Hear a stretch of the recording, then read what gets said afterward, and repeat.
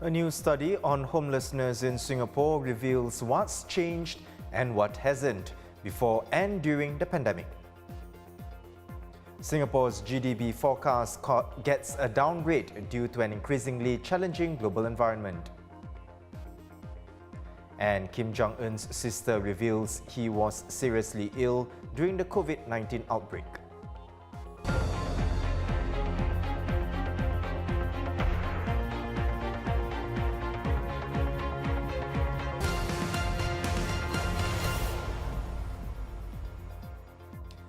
Welcome to The Big Story. I'm Haryanto Diman. Subscribe to the Straits Times channel so you will not miss an episode. A new study on the homeless situation in Singapore has found that the number of homeless people fell slightly last year during the second year of the COVID-19 pandemic, compared to the first study done in 2019. The second nationwide street count of the homeless year found 1,036 people last year, down from the 1,115 people in 2019. Now, this is about a 7% decrease. According to the study, the homeless can be found sleeping in most parts of Singapore, from Bedok to Jurong West to Yishun. But more of them were found in larger, older and poorer neighborhoods. The study also identified three distinct groups among the homeless. First, the long-term homeless persons who have been rough sleeping even before the pandemic. Second, the newly homeless persons who have not slept in public places before the pandemic. And the third group, the transnational homeless persons who are Singaporeans who were living overseas. They frequently travelled here before the pandemic for work or visa renewal and were displaced by border closures in 2020. Dr. Ng Kok Hoe, who led the team of researchers in this study, joins me now. He's a senior research fellow at the Lee Kuan Yew School of Public Policy. Welcome to the show, Doctor. Dr. Ng, your study found that across the three groups, there were common factors that contributed to their homelessness. Which ones stood out the most to you? I must say the differences across the three groups are in terms of shades, not colors. Which means to say that they have more in common than they have differences. The causes of homelessness across all three groups of interviewees have to do with, firstly, a breakdown in social relationships, often involving the loss of the matrimonial home, sometimes one party leaving the home, moving across a number of short-term housing arrangements before eventually rough sleeping. The second reason has to do with economic precarity. So we saw among the interviewees quite a number of them who are doing insecure, low-wage jobs such as cleaning, security, and so on. So when someone loses access to the family home and is also unable to afford other housing options, then they suddenly find themselves without options. The third main driver of homelessness is institutional in nature, meaning the lack of access to adequate housing options. This has to do with the insecurity and instability of open market rentals, of depending on family and friends for lodging, as well as critically problems to do with public rental housing, right? So those are the commonalities. In terms of the differences, it is their housing histories. Long-term homeless people, those who had slept rough even before the pandemic started, they tended to have very poor experiences of public rental housing in the past.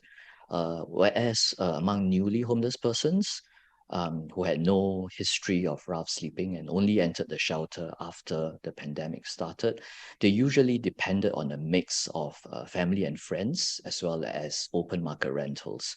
And of course, a third group, the transnational homeless people, the nature of their housing insecurity has to do with disruptions to their commuting routines, because many of them lived in Malaysia or Indonesia, but commuted regularly to Singapore for work. But they do not have housing in Singapore. So when borders closed, they suddenly found themselves homeless.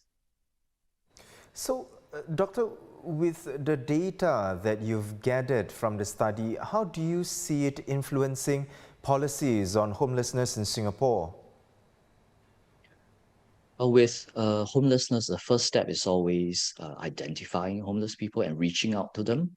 And I think we saw during the pandemic, especially during the circuit breaker, how effective it was when frontline public agencies are mobilized and they are coordinated in reaching out to rough sleepers and quickly referring them to the network of temporary shelters. One lesson that we can draw from this experience is that when frontline agencies, and by this we are thinking about NParks, the police, hospitals, the social service officers, for example. These are all agencies that regularly have opportunity to encounter homeless people. When I think they make a special effort to look out for people with housing problems and then refer them to social work services and housing support, it can make a huge difference. The second area is, of course, housing options. Exits from homelessness will always require access to adequate housing options. And in Singapore, where housing is dominated by home ownership, public rental housing is the most feasible option and almost the last safety net for homeless people. Currently, the joint singles scheme, which requires two single applicants to share a one-room flat in the public rental system, it creates conflict and unfortunately contributes directly to homelessness.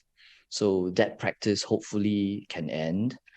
In terms of income eligibility, the income limit of $1,500 was last set in 2003. And so now is lagging a long way behind actual living standards. So that needs to be revised.